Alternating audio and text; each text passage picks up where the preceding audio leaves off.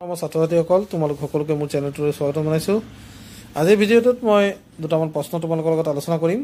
চোৱা 26 নম্বৰৰ পৰা 30 নম্বৰৰ যি প্ৰশ্নসমূহ আছে এই প্ৰশ্নসমূহত নিৰ্দেশ দিছে তলৰ প্ৰশ্নসমূহৰ নথকাটো কি হ'ব উলিওৱা। Find the missing character in each of the following questions. চোৱা এই প্ৰথম প্ৰশ্নটোত তোমালোকক দিয়া আছে 2, 4 আৰু 20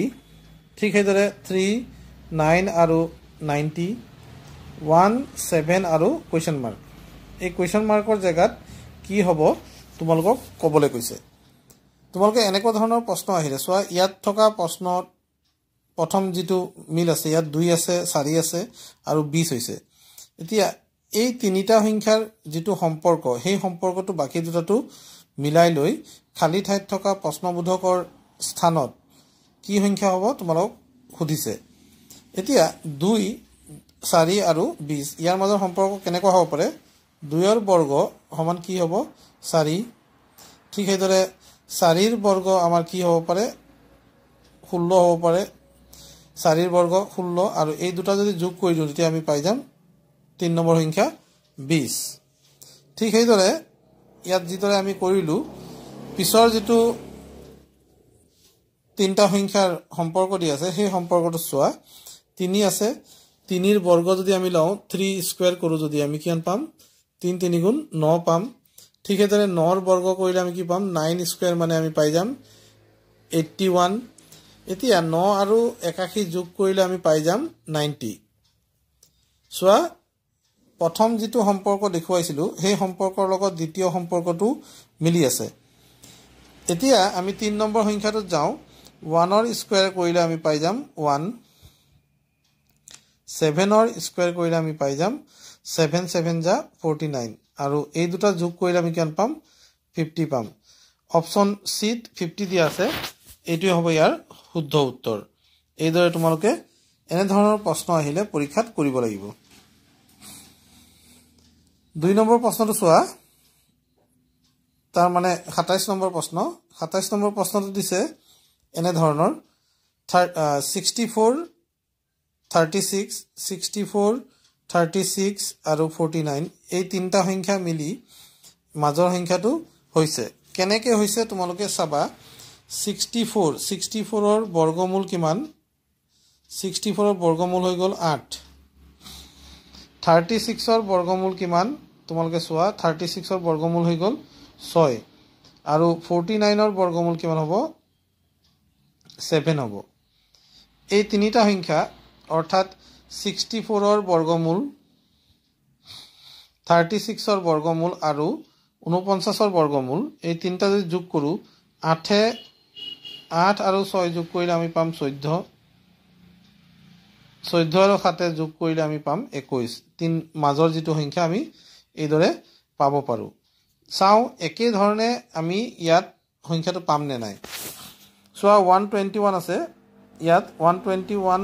ইয়াৰ বৰ্গমূল যদি লওঁ আমি 11 পাম। 81ৰ বৰ্গমূল ল'লে আমি 9 পাম আৰু 100ৰ বৰ্গমূল ল'লে 10 পাম। এতিয়া এই তিনিটা যদি যোগ কৰি দিয়া তেতিয়া আমি কিমান পাম চোৱা 11 আৰু 9 20, 20 10 কিমান হ'ব 30 হ'ব। বি অপশ্যনত 30 দিয়া আছে এই বি অপশ্যনটোৱে হ'ব ইয়াৰ শুদ্ধ উত্তৰ। তোমালোকে এইদৰে উত্তৰটো উলিয়াব পাৰিব লাগিব। চোৱা এনেধৰণৰ সম্পৰ্ক থকা প্ৰশ্ন তোমালোকৰ পৰীক্ষাত আহিব পাৰে গতিকে তোমালোকে এনেধৰণৰ প্ৰশ্নবোৰ চাবা ভালদৰে। নেক্সট প্ৰশ্নটোলৈ যোৱা। নেক্সট প্ৰশ্নটো চোৱা ইয়াত কি দি আছে 28 নম্বৰ কুৱেশ্যনটোত ইয়াত বাকচটোৰ ভিতৰত বিভিন্ন ধৰণৰ সংখ্যা দি থোৱা আছে। এই সংখ্যাবোৰ আমি যদি মিলাই ল'লে কেনেকৈ আমাৰ প্ৰশ্নবোধক স্থানত অপশ্যনবিলাকত দিয়া এটা সংখ্যা আহিব। এই বস্তুটো যদি চাবলৈ যোৱা তেতিয়াহ'লে তোমালোকে দেখা পাবা মুখামুখি সংখ্যাবোৰ যেনেকৈ 35 আৰু ইয়াত 16 আছে যোগ কৰিলে কি হয় 21 আৰু 40 আছে যোগ কৰিলে কিমান হয় 14 আৰু কুৱেশ্যন মাৰ্কত থকা সংখ্যাটো যোগ কৰিলে কি হয় 41 আৰু 42 যোগ কৰিলে কি হয়। এই ধৰণে তোমালোকে বস্তুটো বিচাৰি উলিয়াব লাগিব। আৰু যদি তোমালোকে ইয়াত চোৱা 16 আৰু 40 প্লাস কৰি দিয়া 16 প্লাস 40 কৰিলে আমি কিমান পাম চোৱা আমি পাম 56 দুটা ওচৰা-ওচৰি সংখ্যা এই ওচৰা-ওচৰি সংখ্যা দুটা যোগ কৰিছো তাৰ পিছত চোৱা নেক্সটটোত আমি আকৌ কৰিম 14 প্লাস 42 ইয়াত যোগ কৰিলে আমি কিমান পাম 56 পাম ঠিক এইদৰে 35 আৰু 21 এই দুটা যোগ কৰি যদি কি হ'ব 35 প্লাস 21 এই দুটা যোগ কৰিলে আমাৰ কি হ'ব 56 হ'ব এতিয়া 41 আৰু কি যোগ কৰিলে 56 হয় আমি উলিয়াব লাগে 41 আৰু কি সংখ্যা যোগ কৰিলে 56 হ'ব আমি উলিয়াব লাগে 56 ৰ পৰা 41 বাদ দি দিয়া বাদ দিলে আমি কিমান পাম চোৱা যদি আমি বাদ দিও 15 পাম আমাৰ অপচন ডি দিয়া আছে 15 চোৱা এই ধৰণে আমি উত্তৰবোৰ কৰিব পাৰো ডি অপচন আছে 15 আকৌ এবাৰ কৈ দিও চোৱা তোমালোকে ভালদৰে মন কৰিবা আমি কি কৰিছো 16 আৰু 40 যোগ কৰিছো 56 পাইছো 42 আৰু 14 যোগ কৰিছো 56 পাইছো 21 আৰু 35 যোগ কৰিছো ইয়াতো আমি 35 প্লাস 21 কৰি কি পাইছো 56 পাইছো আটাইকেইটা জোৰ কি হৈছে 56 হৈছে গতিকে 41 ৰ লগত কি যোগ কৰিলে 56 হ'ব 15 যদি 15 যোগ কৰিলে 56 হয় তেতিয়া হলে আমাৰ উত্তৰটো হৈ যাব 15 ডি অপচনত ডিটো আছিল 15 হেইটোই উত্তৰ হ'ব নেক্সট তোমালোকে চোৱা ইয়াৰ পিছত 29 নম্বৰ কোৱেশ্চনটো চোৱা কি দিয়া আছে 29 নম্বৰ কোৱেশ্চনটো দিয়া আছে তোমাৰ 16 25 আৰু 9 এয়া 16 ৰ বৰ্গমূল হ'ল 4 25 ৰ বৰ্গমূল হ'ল 5 দুটা যোগ কৰিলে আমাৰ হৈ যায় 9 ঠিক সেইদৰে 36 আছে 36 ৰ বৰ্গমূল হৈ যাব 6 64 আছে 64 ৰ বৰ্গমূল হৈ যাব 8 আৰু যোগ কৰিলে আমি পাই যাম কিমান 14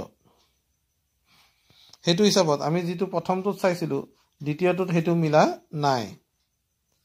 এতিয়া যদি নিমিলে তেতিয়া আমি কি কৰিম কথাটো হল হেতু যে আমি কি ধৰণে উত্তৰটো পাব পাৰো 16 ৰ বৰ্গ আমি বৰ্গমূল লৈছিলো 4 পাইছিলো